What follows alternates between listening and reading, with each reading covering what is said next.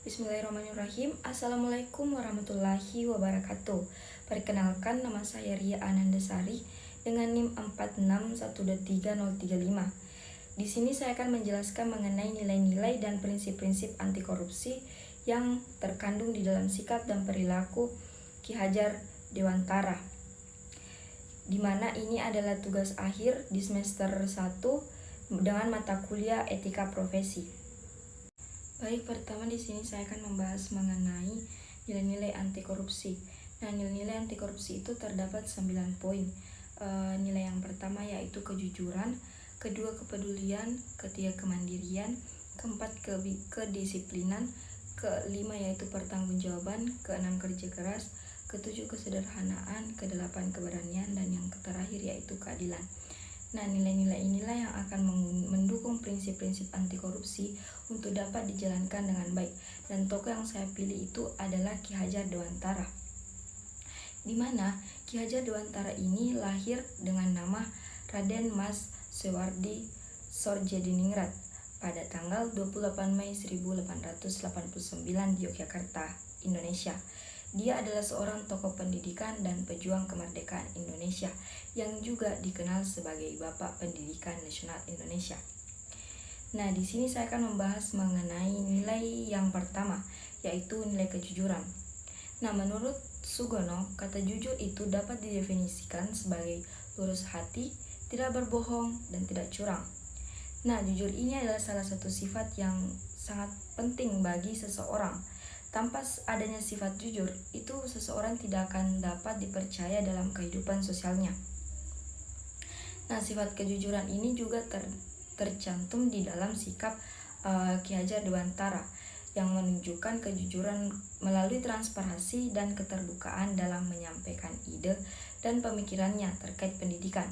Beliau juga tidak hanya berbicara mengenai kejujuran saja, tetapi juga mengaplikasikannya dalam tindakannya sehari-hari untuk menciptakan landasan yang kepercayaan yang kuat di antara para pendidik dan para masyarakat.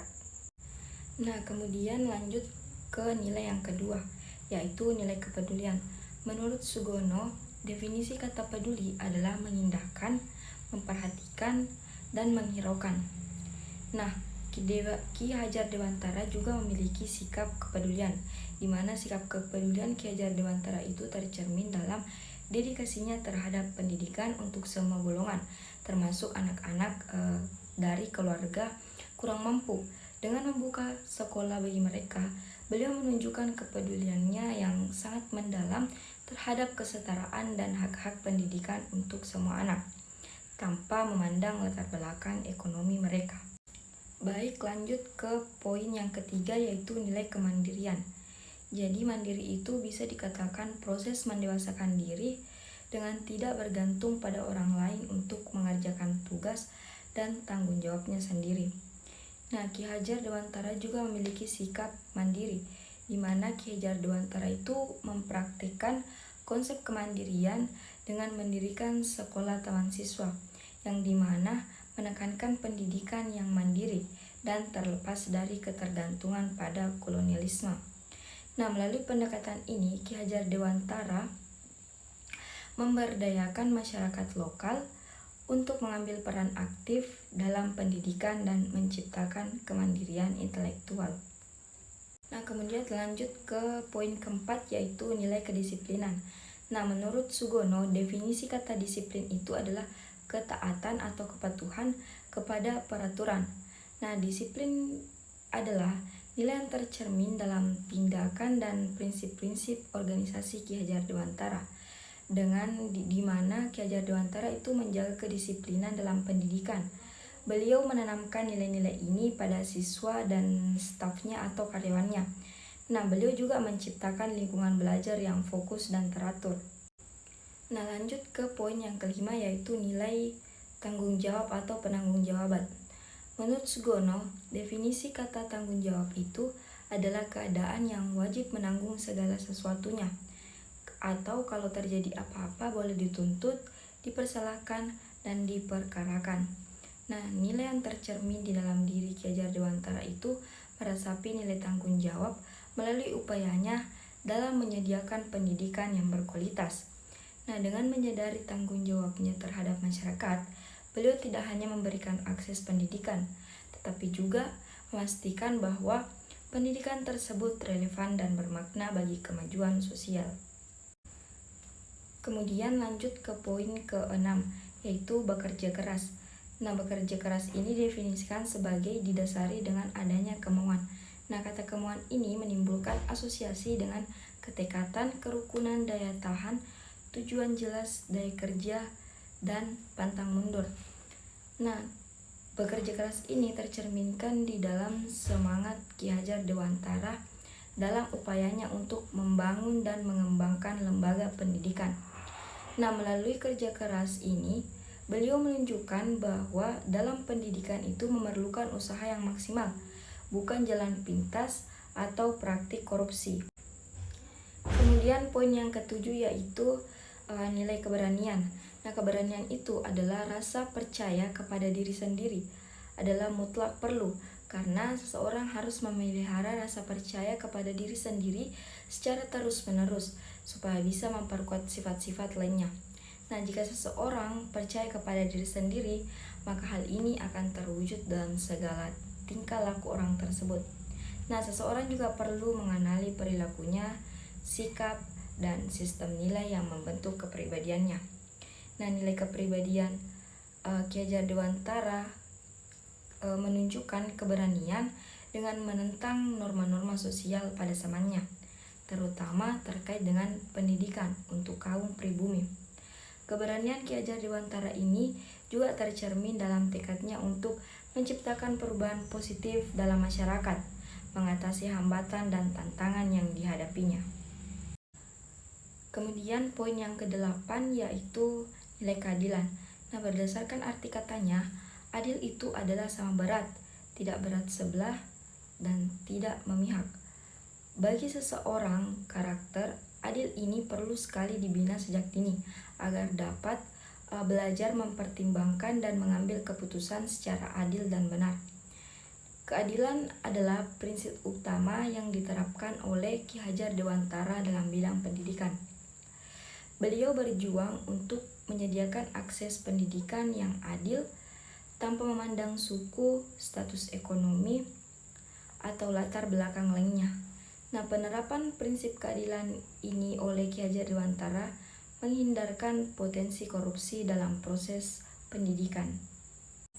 Kemudian nilai yang terakhir yaitu nilai kesederhanaan.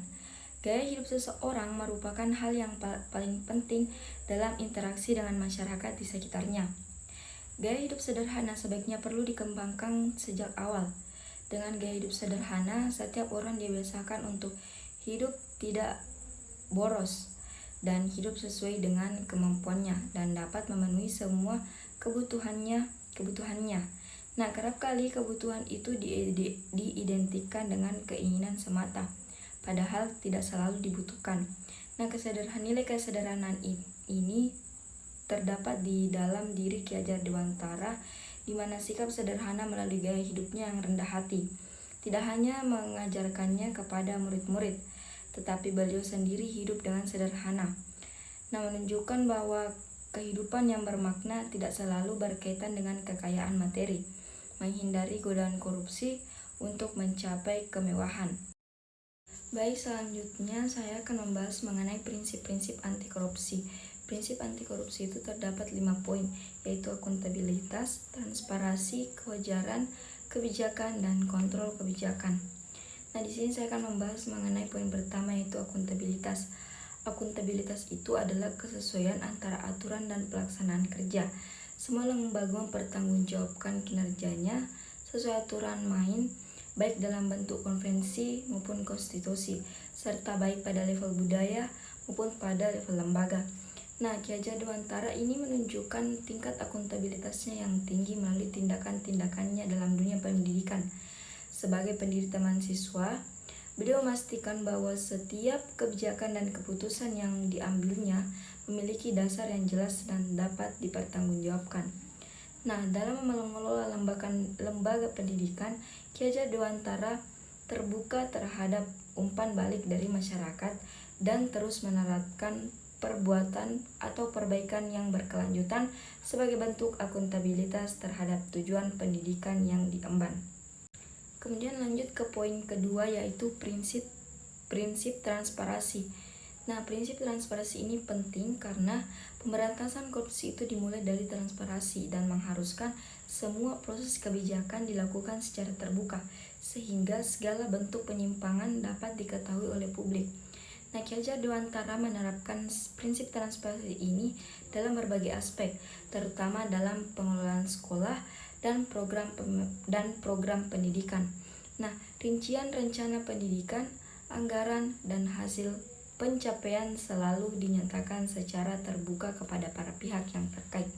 Nah, hal inilah yang menyebabkan terjadinya lingkungan yang bebas dari praktek korupsi karena setiap orang memiliki akses terhadap informasi yang diperlukan untuk memastikan integritas dan transparansi. Nah, prinsip anti korupsi yang ketiga yaitu prinsip kewajaran. Nah, prinsip fairness atau kewajaran ini ditujukan untuk mencegah terjadinya manipulasi atau ketidakwajaran dalam penganggaran, baik dalam bentuk markup maupun ketidakwajaran lainnya. Nah, dalam mengimplementasikan prinsip ini, Ki Hajar Dewantara menekankan prinsip kewajaran ini tercermin dalam pendekatan beliau yang memperhitungkan keberagaman masyarakat atau kebutuhan pendidikan yang adil bagi semua masyarakat. Nah, kewajaran ini itu mencegah terjadinya diskriminasi dan ketidaksetaraan yang dapat menjadi pemicu korupsi dalam distribusi sumber daya dan peluang pendidikan. Kemudian lanjut ke prinsip yang keempat, yaitu prinsip kebijakan. Nah, kebijakan anti korupsi ini tidak selalu identik dengan undang-undang anti korupsi, namun bisa berupa undang-undang kebebasan mengakses informasi, undang-undang desentralisasi, undang-undang anti monopoli, maupun lainnya.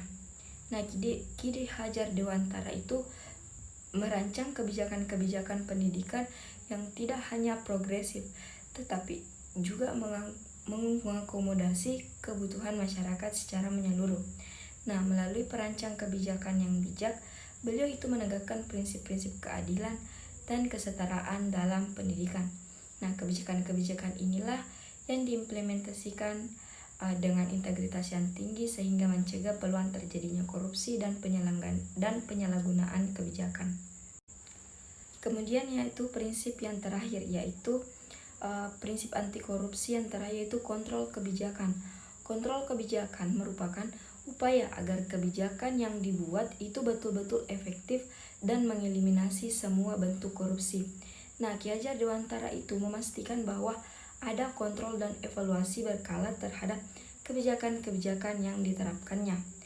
Nah, dengan mengevaluasi dampak dan efektivitas kebijakan, beliau tidak hanya menunjukkan tanggung jawab terhadap hasil dari kebijakan tersebut, tetapi juga membuka peluang perbaikan kontrol kebijakan ini.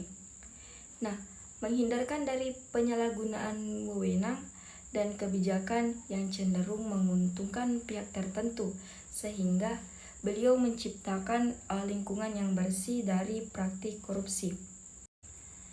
Nah, kesimpulan yang dapat diambil mengenai nilai-nilai dan prinsip-prinsip anti korupsi itu bahwa Ki Hajar Dewantara tidak hanya menjadi pelopor pendidikan, tetapi juga teladan dalam mewujudkan lingkungan yang bebas dari praktik korupsi. Nah, perilaku dan nilai-nilai ini masih relevan dan dapat menjadi inspirasi bagi generasi sekarang untuk membangun masyarakat yang bersih dari korupsi. Nah, itulah tadi pemaparan materi dari saya mengenai nilai-nilai dan prinsip-prinsip anti korupsi yang tercerminkan di dalam sikap atau perilaku Ki Hajar Dewantara. Lebih dan kurangnya mohon dimaafkan. Assalamualaikum warahmatullahi wabarakatuh.